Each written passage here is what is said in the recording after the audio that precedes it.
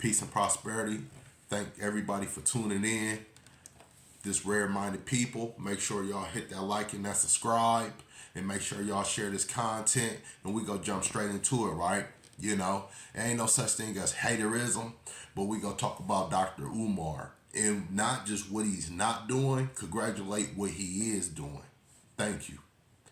But we gonna talk about the BS that we have to identify, because this is rare-minded people and these are rare-minded subjects where only the people that have good experience be able to thin out the positive and the negative. So based on the situation where we talk about Dr. Umar, we talk about this nonprofit, right? And I thought he was doing things legitimately through his own pockets. I thought he was raising money to make things happen, because he always talk about the government. He always talk about white people. But when we talk about the nonprofit, did you know that he's an agent? Did you know that he's a federal agent? I have a nonprofit. I looked over the paperwork, and it say if you under 501c3 or any type of, government organization, then basically you is, you know what I'm saying? Not only by your fiduciary obligations to report your finances to the IRS every year, but you take an oath that you swear that that you follow the bylaws and the guidelines as an agent, you know what I'm saying, for the government. You know what I'm saying? You under oath and you swear, to the government. I mean, the paperwork is obvious, and I've seen it for myself. That's how I actually know about the whole situation, because that's what hindered me when I first found my paperwork, because I was going over it and that's what I seen. But then I realized that it wasn't nothing that was strict or important, to make you a government agent. It just, that you applying to the rules and regulations, to swear, under the same guidelines that an agent would, But the thing is, for someone that talk down and bad always against the white person or the government per se, to be able to build a school, you know what I'm saying, under the same protocols, you know what I'm saying, as an agent. Basically running to the white man for fun, help, dollars, support, and everything else. But you got a lot to say about them, and you saying black this, black that. But knowing you can't make it only black, because it's a non-profit, for one. You see what I'm saying?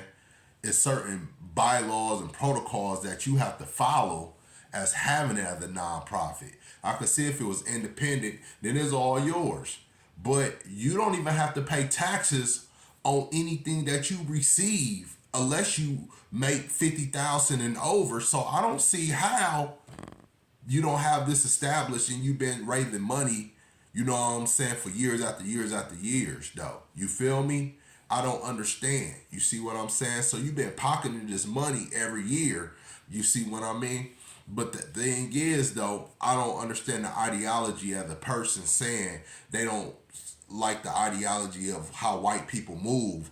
But he come to the support under the government. He became a government agent. You know what I'm saying?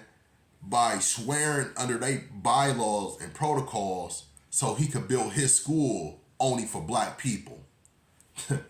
If y'all be fooled by that, man, you know what I'm saying? Y'all take a dive in the, in the pool of sulfur. You see what I'm saying? Because it's over with for that.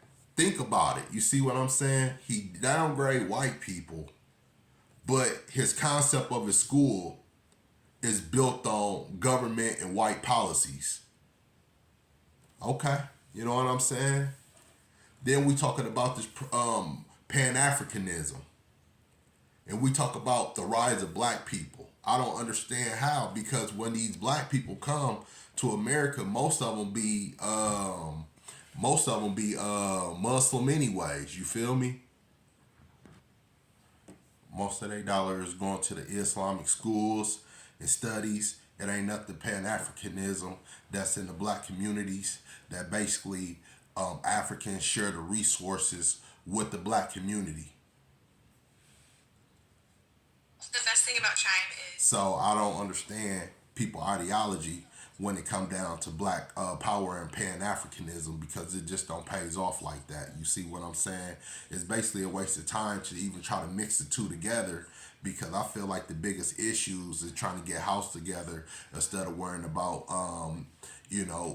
what's happening overseas and compared to what's going on right now, because it's two different fights, of Frederick Douglass. Today, brothers and sisters, Check this out, Black y'all. History Month 2023. We just made history. The board covers on the windows are off, brothers and sisters.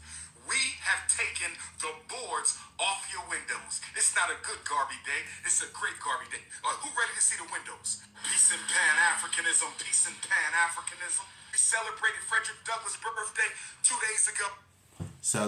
Celebrating Frederick Douglass' birthday, right? This man, he highly venerate Frederick Douglass on many levels, but he said he got a problem with interracial relationships. He got a problem with black dating white women and talk about they sellouts and everything else. He never thought about Frederick Douglass as being a sellout. Frederick Douglass' second wife was a white woman that actually, when he set his platform to be on top. You see what I'm saying? That was his sidekick. That's who used to be at his speeches. That's who spoke for him at a lot of different events. You know what I'm saying? And things like that. So when you talk about Frederick Douglass, you know what I'm saying? And you highly venerating, you don't think about the people in today's time. You that brainwash where you can't